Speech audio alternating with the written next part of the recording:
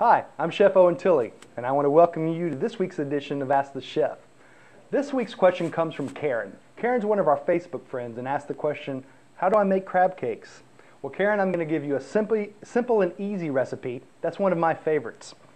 Now, it's really easy and, like I said, really simple, so let's get started. First, we're going to start with a cup of lump crab meat. I like to use jumbo lump because it has these great large pieces of crab that are sure to please anyone when they bite into it.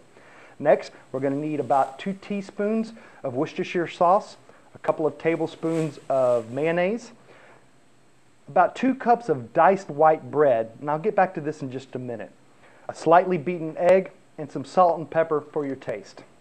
Now, I like to use diced bread, and this is just white bread that I've cut the crust off of. And the reason I use this is because it really makes it light and fluffy.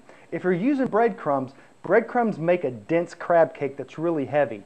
Not this one. It's going to be light and fluffy. So we're going to first take all the breadcrumbs, the bread cubes, not the crumbs, and we're going to put them in a large bowl. Now we're going to take all the wet ingredients and add them in. Now the mayo,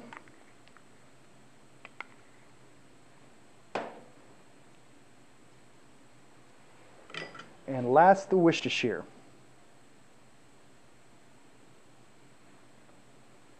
Now I'm going to give this a good mix.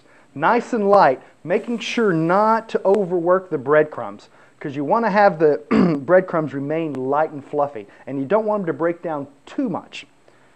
Now that I've mixed this up, I'm going to add in the lump crab. Now we're going to be gentle with the crab because we paid a lot of money for these nice large lumps, so let's not waste our money by destroying them. So we're just going to toss it really lightly.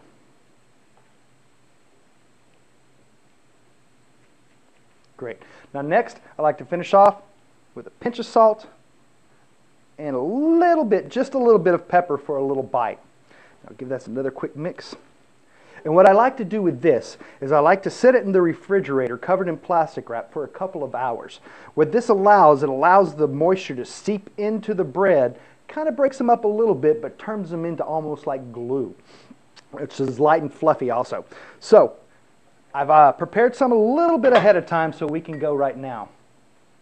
So now we have it. There we go. This is nice and ready to go. And as you can see, the bread really makes the crab stick together.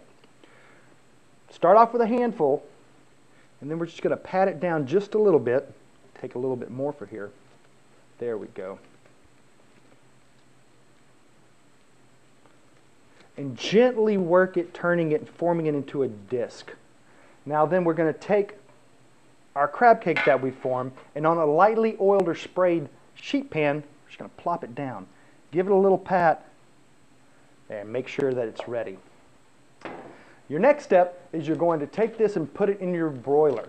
And you're going to broil it for about 5 to 8 minutes, depending on the heat level that you have in your broiler, until it's nice and crispy and has a little bit of brown on the top of it. And through the magic of internet cooking, I have one ready for you right now. This is what it looks like when it comes out. Now this recipe will make 4 of these nice ones, which 1 is great for an appetizer, 2 is excellent for an entree. I'd like to thank Karen for asking, how do I make crab cakes? And I'd like to thank you for joining me this week on Ask the Chef. And remember, as always, you keep asking, I'll keep cooking.